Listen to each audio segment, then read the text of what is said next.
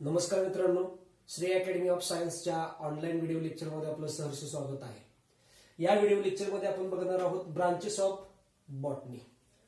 आता branches of बायोलॉजीमध्ये आपण जवळपास 20 ब्रांचेस बघितलेले आहेत। त्याच्यामध्ये अजून 2 ब्रांचेस आहेत, बायोटेक्नॉलॉजी आणि मायक्रोबायोलॉजी। ब्रांचेस ऑफ बॉटनीमध्ये तुम्ही जर बघितलं तर पहिली ब्रांच आहे, the first branch of botany is the algology. Algology ज्या वेळेला तुम्ही पहिली ब्रांच बघता अल्गालॉजी, अल्गालॉजीचं मीनिंग समजून घ्यायचं। नेहमी लक्षात ठेवा, लॉगस लॉगस हा ग्रीक शब्द आहे, त्याचं जे मीनिंग आहे ते स्टडी। ओके, मग इथं प्रत्येक शब्दामध्ये तुम्हाला लॉजी किंवा लॉगस हा शब्द बघायला मिळणार आहे। लॉगसचं मीनिंग आहे स्टडी। ओके, मग त्याच्या आधीचा शब्द आपल्याला माहित पाहिजे। The first branch of botany is the algology. अल्गालॉजीलाच फायकोलॉजी असं म्हटलं जातं। ओके, अल्गालॉजीलाच फायकोलॉजी असं म्हटलं जातं। फायकोलॉजी किंवा अल्गालॉजी म्हणजे काय? Study of algae is called as the algology, right. मग पूर्ण डेफिनेशन जर आपल्याला करायची असेल तर it is the branch of botany which deals with study of algae is called as the algology or phycology. Okay, next is the anthology. आता anthology, अँथो म्हणजे काय हे आपल्याला माहित पाहिजे। ओके, काही वेळेला अँथोफाइट्स हा शब्द येतो। अँथोफाइट्स म्हणजे काय तर फ्लावरिंग प्लांट्स। अँथोफाइट्सचं मीनिंग आहे फ्लावरिंग प्लांट्स, बरोबर आहे। मग ज्या वेळेला अँथोफाइट्स हा शब्द येतो त्यावेळेला फ्लावरिंग प्लांट्स आहे, म्हणजे फ्लावरिंग प्लांट्सला सिनोनिम सायन्समध्ये अँथोफाइट्स म्हणून वापरला जातो। मग अँथॉलॉजी म्हणजे काय तर स्टडी ऑफ फ्लावर्स ऑर अँथोफाइट्स म्हणजेच फ्लावरिंग प्लांट। म्हणजे ज्या वेळेला फ्लावरचा स्टडी केला जातो किंवा फ्लावरिंग प्लांटचा स्टडी केला जातो त्याला आपण काय म्हणणार आहे? अँथॉलॉजी। अल्गीचा स्टडी केला जातो त्यावेळेला algology. Okay, next third branch of botany is the agronomy, right. आता ॲग्रोनॉमी मध्ये तुम्ही जर बघितलं तर ॲग्रो मीन्स ऍग्रिकल्चर। मग या ब्रांचमध्ये ऍग्रिकल्चरच्या रिलेटेड जे काही सगळं असणार आहे त्याचा स्टडी केला जातो। मग काय म्हटलंय बघा, study of management of farms म्हणजे फार्म्सचं management and science of crop productions, आणि आपण जे पीक उत्पादन घेत असतो त्याचं विज्ञान, ह्याचा जर अभ्यास करायचा असेल तर त्याला काय म्हणायचं आहे? Agronomy. So what is the definition of agronomy? It is the branch of botany which deals with study of management of farms and science of crop productions. Okay, the next branch of botany is the arboriculture. Arboriculture शब्द काय आहे बघा, arboriculture. Arboriculture म्हणजे काय तर ही जी technique आहे ते mostly gardening मध्ये वापरली जाते, किंवा जे मोठे मोठे गार्डन्स आहेत त्याच्यामध्ये हे सगळं वापरलं जातं। ही टेक्निक जी आहे ती ऑर्नामेंटल प्लांटच्या बाबतीत आहे। ऑर्नामेंटल प्लांट म्हणजे शोभिवंत वनस्पती। म्हणजे ज्या वेळेला शोभिवंत वनस्पती ह्या वाढवल्या जातात त्यांना वेगवेगळा आकार दिला जातो। हे कशामध्ये आपल्याला बघायला मिळतं तर आर्बोरिकल्चर मध्ये बघायला मिळतं। What is the definition of arboriculture?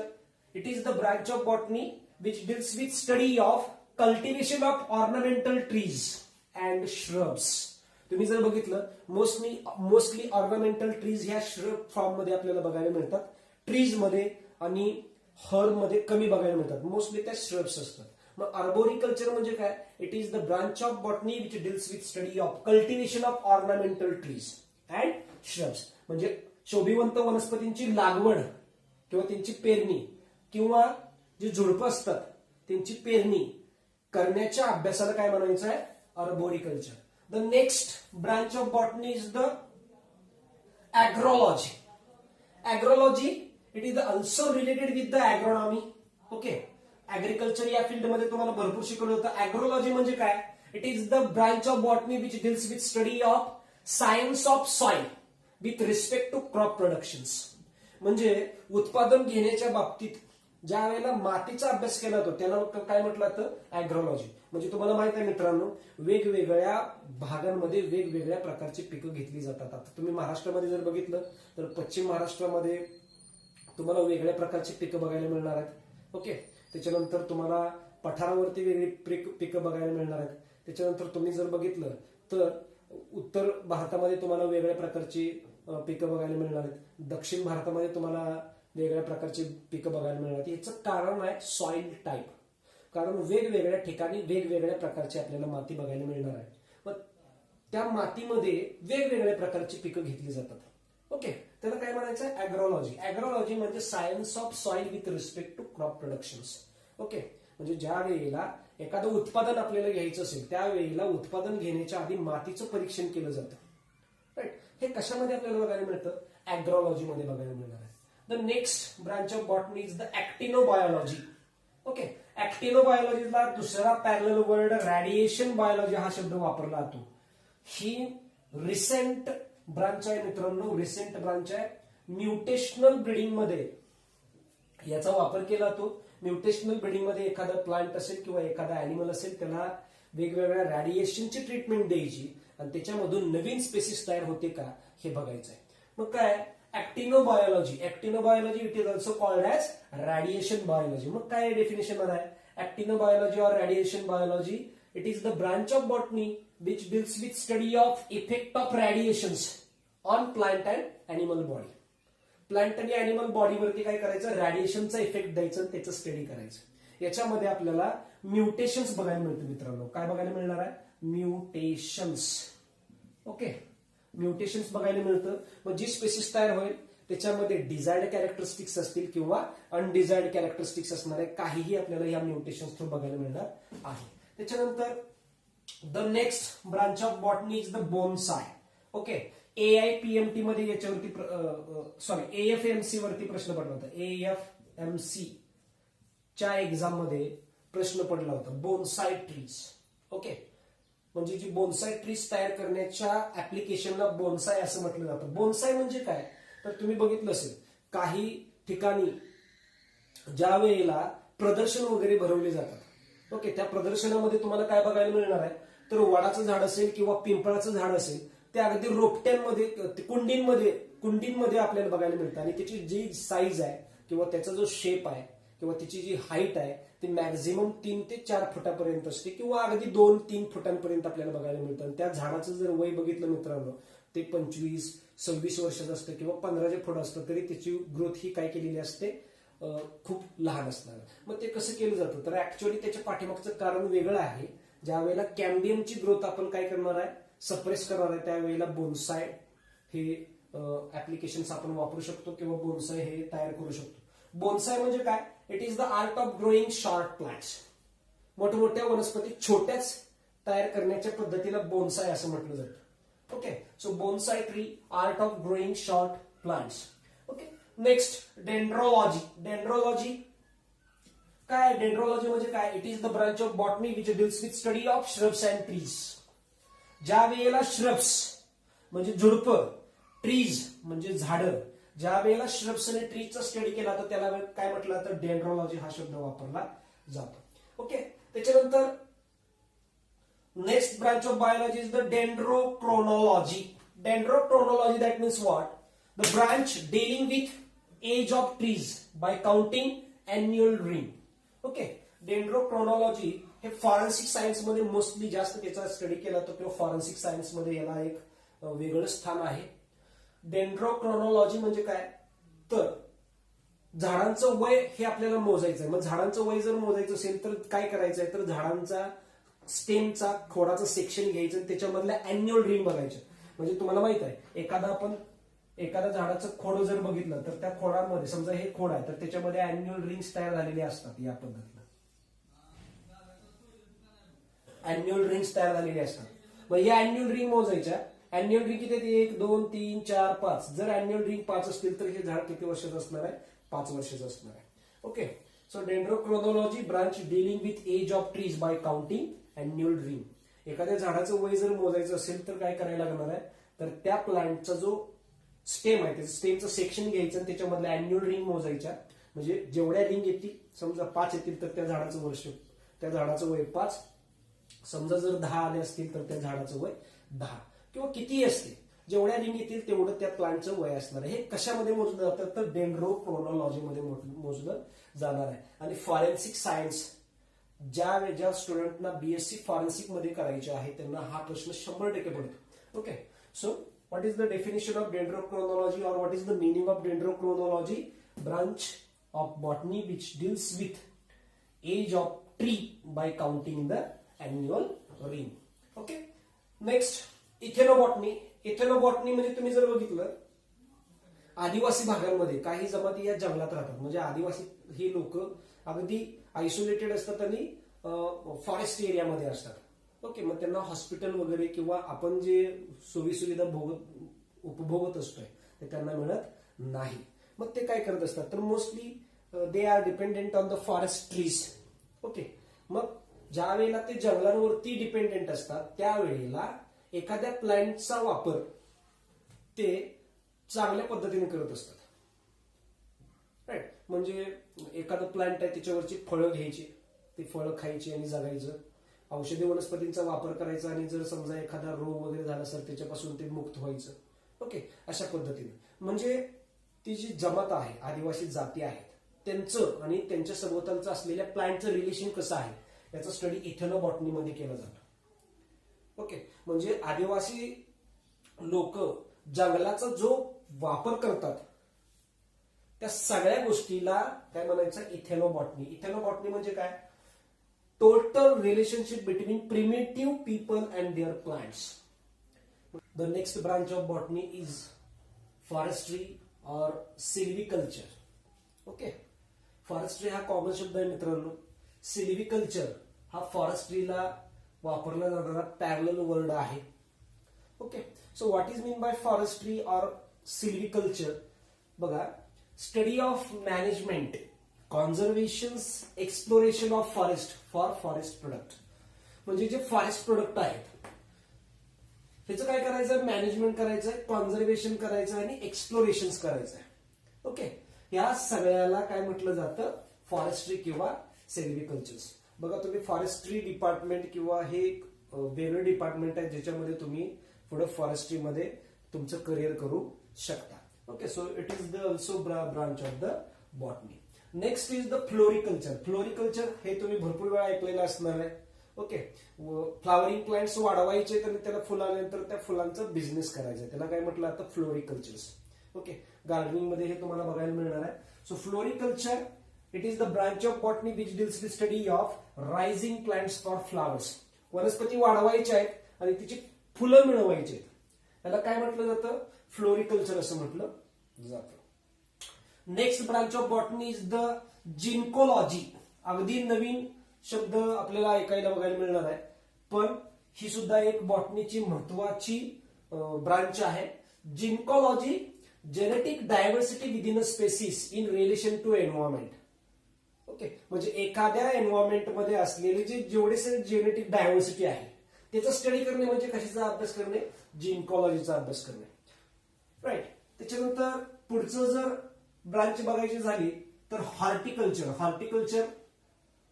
Horticulture study of development and propagation of fruits, vegetables and ornamental plants in gardens. मध्ये गार्डन मध्ये तुम्ही काय करू शकता, तर भाजीपाला देणाऱ्या वनस्पती, शोभिवंत वनस्पती किंवा फळं देणाऱ्या वनस्पतींचं तुम्ही प्रोपेगेशन करू शकता, त्याचं मल्टिप्लिकेशन करू शकता किंवा त्याचे डेव्हलपमेंट करू शकता. त्याच्यामध्ये अजून तुम्हाला नवीन व्हरायटी तयार करू शकता. हे सगळं तुम्हाला कशामध्ये बघायला मिळणार आहे, horticulture. Next, immunology. It deals with development of resistance of plant body to the infections. Immunology मध्ये काय केलं जातं, तर रोग प्रतिकारक क्षमता जास्त असलेली वनस्पती तयार केली जाते. नेक्स्ट, मायकोलॉजी और मायसेटोलॉजी. कॉमन शब्द आहे मायकोलॉजी, त्याला पॅरलल वर्ड मायसेटोलॉजी. मायसेटोलॉजी म्हणजे काय, study of fungi. Study of फंजायला मायकोलॉजी किंवा मायसेटोलॉजी असं म्हटलं जातं. पुढं लिम्नोलॉजी. लिम्नोलॉजी म्हणजे काय, तर फ्रेश वॉटरमध्ये, फ्रेश वॉटरचे जे सोर्सेस आहेत, पॉन्ड्स, वेल, रिव्हर्स, याच्यामध्ये जे लिव्हिंग ऑर्गॅनिझम्स आहेत त्यांचा अभ्यास केला तर त्याला काय म्हटलं जातं, limnology. So study of lifes in fresh water bodies. जे फ्रेश वॉटर बॉडीज आहेत त्याच्यामध्ये असलेल्या लिव्हिंग ऑर्गॅनिझमचा स्टडी करणे त्याला लिम्नोलॉजी असं म्हणतात. So limnology, it is the branch of botany which deals with study of lifes in fresh water bodies. Okay. Next microbiology, study of microorganisms. सूक्ष्मजीवाच्या अभ्यासाला microbiology असं म्हटलं जातं. ओके. मराठी जर अर्थ जर बघितला तर तुम्हाला काय बघायला मिळणार आहे, सूक्ष्मजीव शास्त्र. पुढे पोमोलॉजी और कार्पोलॉजी. पोमोलॉजी और carpology that means study of fruits, their cultivations and utilization. म्हणजे वेगवेगळे फळांची झाडं लावणं, ओके, कल्टिवेशन करणं आणि त्याचा वापर करणं, याला काय म्हणायचं आहे, पोमोलॉजी और कार्पोलॉजी. So it is the branch of biology which deals with study of fruits, their cultivation and utilization. Zymology, zymology अर्थ समजून घ्या. झायमो म्हणजे फर्मेंटेशन्स, लॉगस मीन्स स्टडी. इथे तुम्ही जर बघितलं, कार्पो मीन्स फ्रूट किंवा pomo means fruit, logos means study. So pomology किंवा carpology study of fruits, zymology study of fermentation process, याला काय म्हणायचं आहे, झायमोलॉजी. पॅलिनॉलॉजी, पॅलिनॉलॉजी म्हणजे काय बघा, it is the branch of botany which deals with study of morphology of pollen grains and spores. म्हणजे ज्या वेळेला पोलन ग्रेन्स किंवा ज्याला आपण स्पोर्स असं म्हणणार आहे, त्याचा ज्या वेळेला स्टडी केला जातो त्यावेळेला त्याला काय म्हणायचं आहे, पॅलिनॉलॉजी. म्हणजे तुम्हाला माहित आहे वेगवेगळ्या प्रकारचे पोलन ग्रेन्स आपल्याला बघायला मिळणार आहेत. काही पोलन ग्रेन्स हे स्मूथ वॉल्ड असणार आहेत, काही स्पायनी असतात. हे कशामध्ये स्टडी केलं जातं, तर पॅलिनॉलॉजी मध्ये स्टडी केलं जातं. आणि पोलन ग्रेन्स हे महत्वाचे आहेत, कारण मित्रांनो तो मेन रिप्रोडक्टिव्ह ऑर्गन आहे जो सेक्शुअल रिप्रोडक्शन मध्ये इन्व्हॉल्ड असतो. The next is the phytography. Phytography, phytography, phyto means plant. Phytography काय म्हटलं बघा, branch of taxonomy dealing with descriptions of plants and their individual organisms like root, stem, leaves. Phytography मध्ये कशाचा अभ्यास केला तो मित्रांनो, फायटोग्राफीमध्ये एखाद्या प्लांटचा मॉर्फॉलॉजीचा स्टडी केला जातो किंवा प्लांटचे जे पार्ट आहेत, वेगवेगळे जे प्लांट पार्ट आहेत, रूट, स्टेम, लीव्स, ह्याच्या मॉर्फॉलॉजीचा अभ्यास केला जातो. आणि ही जी फायटोग्राफी आहे ती टॅक्सॉनॉमीची एक महत्वाची ब्रांच आहे. नेक्स्ट वन इज द फायटोजिओग्राफी और बायोजिओग्राफी और क्रोनॉलॉजी.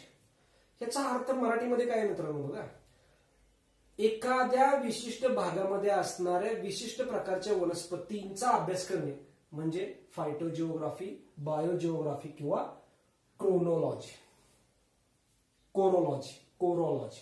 ओके. मग बघा, study deals with distribution of plants in different part of the earth. पृथ्वीवरच्या वेगवेगळ्या भागांमध्ये वेगवेगळ्या वनस्पतींचा अभ्यास करणे म्हणजे काय, याला फायटोजिओग्राफी, बायोजिओग्राफी किंवा क्रोनॉलॉजी. नेक्स्ट फायटोजेनी. फायटोजेनी म्हणजे काय, तर वनस्पतींच्या उत्क्रांतीचा अभ्यास किंवा वनस्पतींच्या डेव्हलपमेंट, वनस्पतीची वाढ आणि विकास कशा पद्धतीने होतो, वनस्पतीची उत्क्रांती कशी झाली याचा अभ्यास करणे म्हणजे phytogeny. So phytogenity is the branch of botany which deals with study of evolution and development of plants. प्लांटचं इव्हॉल्युशन आणि डेव्हलपमेंट कसे होणार आहे याच्यावर मी केलेलं आहे. नेक्स्ट पेडॉलॉजी और एडाफोलॉजी. पेडॉलॉजी और एडेफोलॉजी म्हणजे काय, स्टडी ऑफ सॉइल्स, राईट. मातीचा अभ्यास करण्याच्या प्रक्रियेला पेडॉलॉजी असं म्हटलं जातं. याच्यामध्ये एक शब्द आहे पेडोजेनेसिस. पेडोजेनेसिस म्हणजे काय, it is the process of formation of soil is called as the paedogenesis. Okay. Paedogenesis म्हणजे माती तयार होण्याच्या प्रक्रियेला पेडोजेनेसिस असं म्हटलं जातं. आणि पेडॉलॉजी म्हणजे काय, स्टडी ऑफ सॉइल्स. त्याच्यानंतर स्पर्मॉलॉजी. स्पर्मॉलॉजी म्हणजे स्टडी ऑफ सीड्स. स्पर्म अर्थ समजून घ्या, स्पर्म म्हणजे seeds, logos means study. So spermology that means what, study of seeds. Okay. Next silviculture. Silviculture म्हणजे काय, सिल्वी म्हणजे forest, culture. Okay. Silviculture study of development of forest. Forest development जो होणार आहे त्याच्या स्टडीला काय म्हटलं जातं, सिल्व्हिकल्चर असं म्हटलं जातं. And last one is the virology. Virology म्हणजे स्टडी ऑफ व्हायरसेस. आता तुम्ही जर बघितलं तर कोरोनानं इतका थैमान माजवलेला आहे. कोविड-19 हा एक व्हायरस आहे. त्याचं डिटेल स्ट्रक्चर आता आपल्या सगळ्या लोकांना माहिती आहे. ते कशामुळं, तर व्हायरोलॉजी लॅबमुळं. मग व्हायरोलॉजी म्हणजे काय, तर study of viruses. Okay. So virology study of viruses. अशा पद्धतीने आपण जवळपास 28 बॉटनीच्या वेगवेगळ्या ब्रांचेस बघितलेल्या असेल. मित्रांनो, जर व्हिडिओ समजले असेल तर लाईक करा, सबस्क्राईब करा, शेअर करा. थँक्यू.